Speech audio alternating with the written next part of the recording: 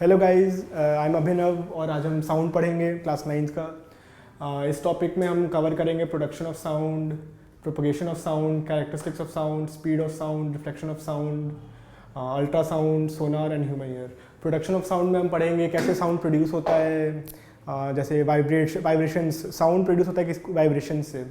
उसके बाद production of sound, कैसे साउंड प्रोपगेशन ऑफ साउंड, कैसे साउंड प्रोपोगेट करता है थ्रू अ मीडियम। नेक्स्ट पढ़ेंगे कैरेक्टरिस्टिक्स, इसके अंडर पढ़ेंगे हम लोग frequency, amplitude, speed, wavelength, time period, pitch, ये सब कैरेक्टरिस्टिक्स हैं साउंड की। उसके बाद हम पढ़ेंगे स्पीड ऑफ साउंड, जिसमें पढ़ेंगे कि हम साउंड का स्पीड कैसे वैरी करता है थ्रू अ मीडियम। जैसे एयर में स्पीड क्या होगा, वाटर में स्पीड क्या होगा, किसी सॉलिड में स्पीड क्या होगा, और साउंड स्पीड ऑफ साउंड कैसे वैरी करेगा through temperature, change in temperature. Reflection of sound में पढ़ेंगे हम लोग, जैसे लाइट जो लॉज ओबे करता है रिफ्लेक्शन का, सेम एज साउंड भी ओबे करेगा, वही सब वो सब पढ़ेंगे उसमें। फिर यूजेस ऑफ मल्टीपल रिफ्लेक्शन में पढ़ेंगे कि कैसे नॉर्मल लाइफ में हम मल्टीपल रिफ्लेक्शन का यूज़ करते हैं हम लोग डे टू डे लाइफ में। अल्ट्रासाउंड में पढ़ेंगे कि अल्ट्रासाउंड का एप्लीकेशंस क्या होता है जनरल लाइफ में। फिर सोनार पढ़ेंगे, सोनार जैसे सुना होगा, साउंड नेविगेशन एंड रेंजिंग, जो हम शिप्स में इंस्टॉल्ड होता है ताकि वो they can locate the under water moving objects. उसके बाद हम पढ़ेंगे ह्यूमन ईयर का स्ट्रक्चर, कौन सा पार्ट साउंड रिसीव करता है, कौन सा साउंड उस साउंड को इंटरप्रेट करके ब्रेन को भेजता है, और हम कैसे हेयर करते हैं साउंड। चलिए हम स्टार्ट करते हैं from production of sound. Sound होता क्या है? सबसे पहला question. Sound is nothing but a form of energy which propagates through a medium. Unlike light, sound needs a material medium to travel. Sound के पास, जैसे लाइट जो सन से आती है, वो लाइट कोई मीडियम नहीं चाहिए होता ट्रैवल करने के लिए। They can travel through vacuum, but sound can not travel through vacuum. Sound needs a material medium to travel. Production of sound, कैसे साउंड प्रोड्यूस होता है? साउंड प्रोड्यूस होता है वाइब्रेशन से। साउंड होता है कोई भी चीज़ वाइब्रेट होता है या फिर इसको स्क्रैच करते हैं, वी कैन तब साउंड प्रोड्यूस होता है। जैसे गिटार को हम बजाते हैं तो उसका स्ट्रिंग्स जो है वो वाइब्रेट करता है, that produces sound in guitar. उसके बाद हम तबला देखते हैं। तबला में क्या होता है? तबला में जो तबला बजाने वाला होता है वो तबला पे के जो मेम्ब्रेन होता है उस पर टैप करता है, तो उससे उसका मेम्ब्रेन वाइब्रेट होता है तो साउंड प्रोड्यूस होता है। हम जैसे बीज का एग्जांपल लेते हैं। बीज विंग्स हमिंग आवाज़ प्रोड्यूस करते हैं। क्यों? उनका बीज का जो विंग्स होता है वो टू एंड फ्रो मोशन होता है। That is vibration. बेसिकली क्या है? To and fro motion of anything, of an object. तो that produces sound. To and fro vibrations produces sound. Vibration is to and fro motion of any object. Very fast and rapid movement, to and fro movement, that is vibration. Characteristics of हम कहाँ थे? Production of sound. हाँ, sound कैसे produce होता है?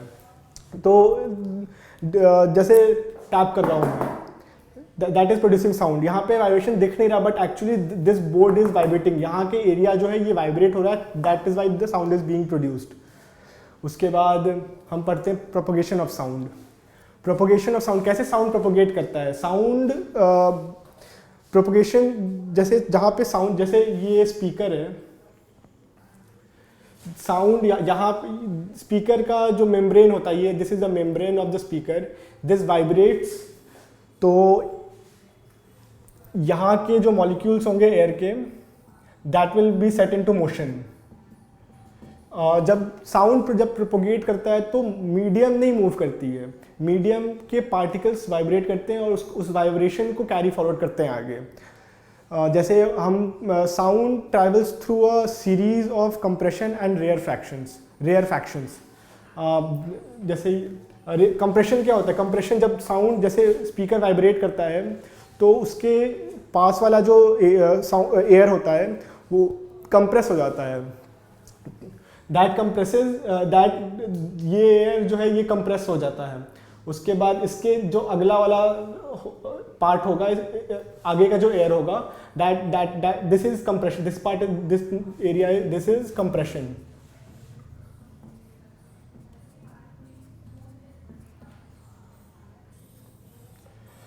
इसके बाद जो होगा दैट इज रेयरफैक्शन। ये जो एरिया होगा ये डेंसली पॉपुलेटेड होगा, यहाँ का प्रेशर हाई होगा, और जो रेयरफैक्शन वाला जो पार्ट होगा that part will be sparsely populated, यहाँ का डेंसिटी कम होगा, यहाँ की प्रेशर में थोड़ा सा ड्रॉप होगा। ये सब हम आगे डेंसिटी और प्रेशर का वेरिएशन ये सब अभी नहीं पढ़ना है, ये सब क्लास 12th में पढ़ना है, मतलब हायर 11th 12th में पढ़ना पड़ेगा ये सब। बट अभी के लिए इतना ही है कि sound travels through a series of compression and rarefactions. this part is compression, this part is compression, and this part is rarefaction वाला part, rarefaction। कंप्रेशन को हम C से डिनोट करते हैं, रेयरफैक्शन को हम R से डिनोट करते हैं। जैसे मैंने बताया कि दिस वाया ऑल्टरनेट होता है दोनों, कंप्रेशन और रेयरफैक्शन।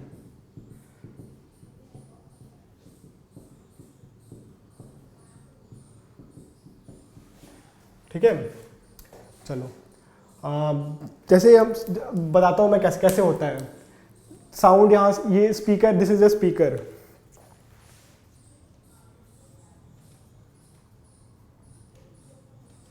स्पीकर है, स्पीकर से साउंड प्रोड्यूस हुआ, इसका मेम्ब्रेन वाइब्रेट किया, दिस पार्ट ऑफ द ये जो एरिया होगा ये वाइब्रेट करना चालू होगा, दिस पार्ट गेट्स ये पार्ट जो होगा ये वाइब्रेट होना चालू होगा। उसके बाद this part will set these particles into motion, फिर ये पार्टिकल्स वाइब्रेट करना चालू होंगे। वाया अपने मीन पोजीशन के अपने मीन पोजीशन के अक्रॉस वो वाइब्रेट करेंगे।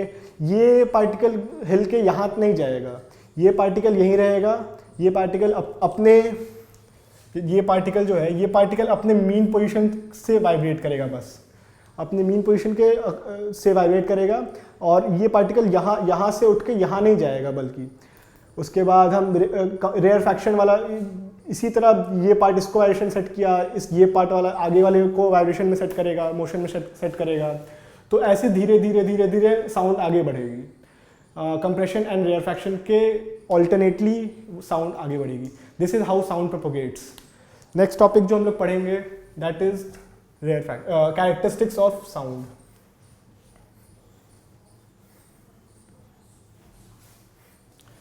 Characteristics of sound, characteristics of sound में से क्या समझ में आता है कि साउंड की कैरेक्टरिस्टिक्स क्या क्या हो सकती हैं।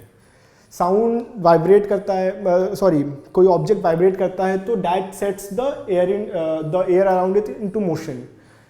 तो उस एयर के जो पार्टिकल्स वाइब्रेट करते हैं तो उनका एक फ्रीक्वेंसी होता है कि किस फ्रीक्वेंसी पर वाइब्रेट करते हैं।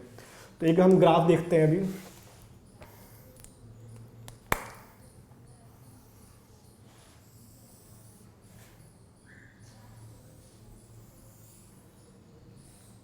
ठीक है, हम पहले नोट डाउन कर लेते क्या क्या पढ़ेंगे कैरेक्टरिस्टिक्स ऑफ साउंड में। कैरेक्टरिस्टिक्स ऑफ साउंड में हम पढ़ेंगे फ्रीक्वेंसी,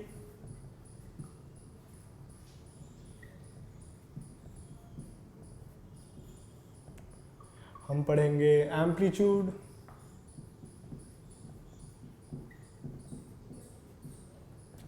उसके बाद पढ़ेंगे स्पीड ऑफ साउंड,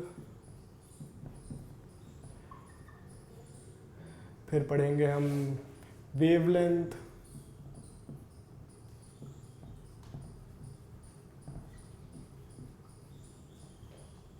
उसके बाद time period,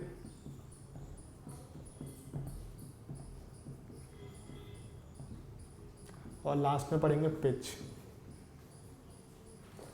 frequency of sound, frequency of sound क्या होता है जो हमने पढ़ा कंप्रेशन एंड रेयरफैक्शन। तो एक सेकेंड में कितना कंप्रेशन, नंबर ऑफ कंप्रेशन कितना एक पॉइंट से, जैसे कंप्रेशन इस एक और हम बनाते हैं नीचे एक डायग्राम और बनाते हैं कंप्रेशन और रेयरफैक्शन का। जो ऊपर वाला पार्ट होता है this part denotes the compression, this one denotes the rarefaction. तो कंप्रेशन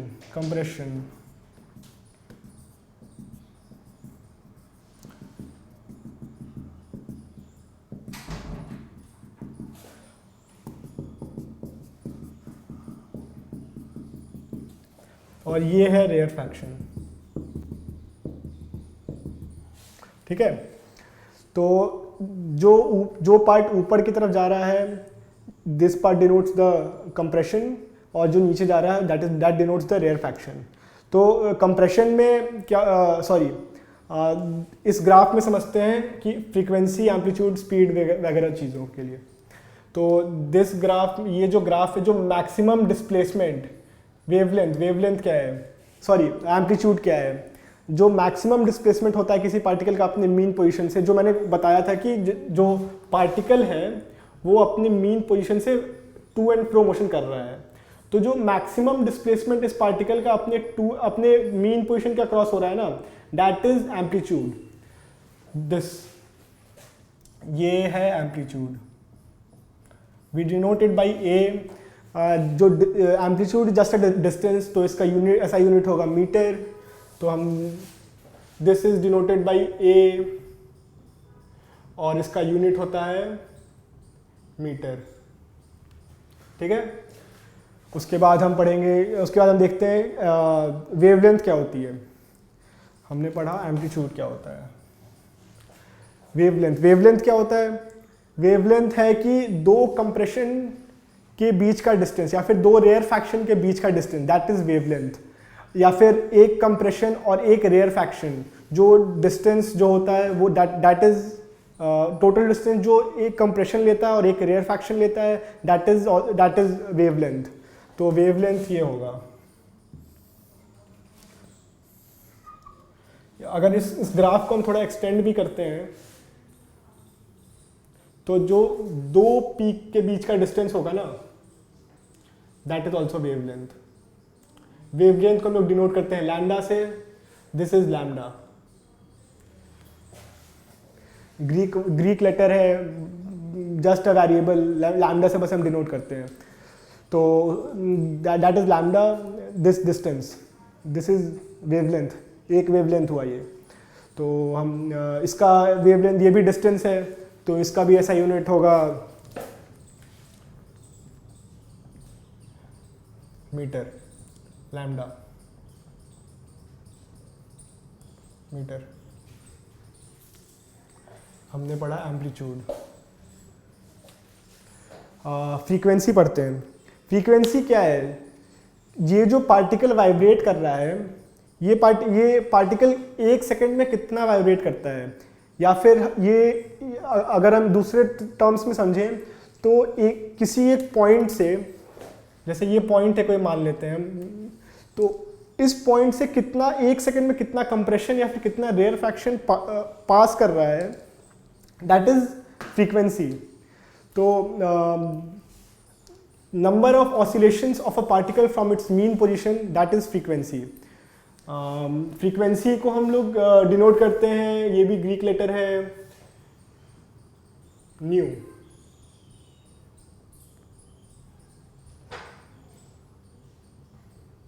ठीक है, फ्रीक्वेंसी का जो वो होता है यूनिट होता है, वो है number of oscillation per second, यानी कि नंबर ऑफ ऑसिलेशंस, यहाँ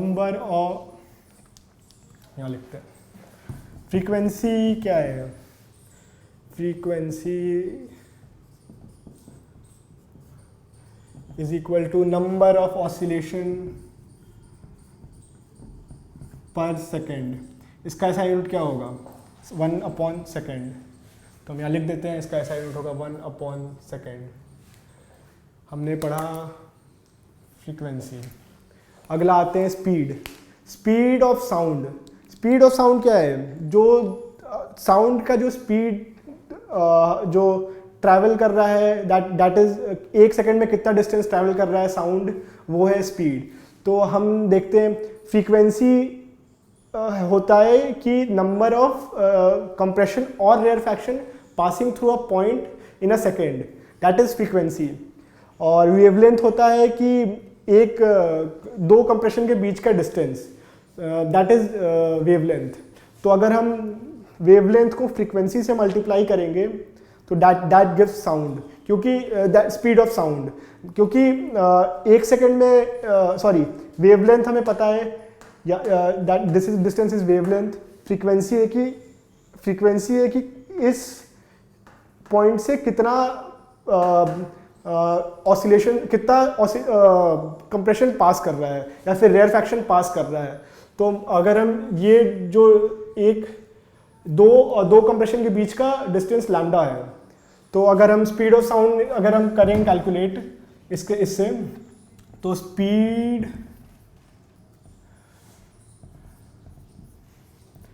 इज इक्वल टू फ्रीक्वेंसी, कितना कंप्रेशन पास कर रहा है, दैट इज इनटू दोनों के बीच का कितना डिस्टेंस, दो कंप्रेशन के बीच का डिस्टेंस कितना है, इनटू लैम्डा।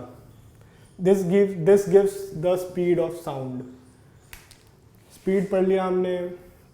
टाइम पीरियड है कि जैसे फ्रीक्वेंसी होता है कि कितना ऑसिलेशन पर सेकेंड हुआ, टाइम पीरियड है कि एक ऑसिलेशन को होने में कितना टाइम लगा। तो जस्ट फ्रीक्वेंसी का हम लोग उल्टा कर देंगे, that gives a time period. जैसे one by nu is time period. तो टाइम पीरियड को हम लोग जनरली टी से डिनोट करते हैं और इसका यूनिट होता है सेकेंड।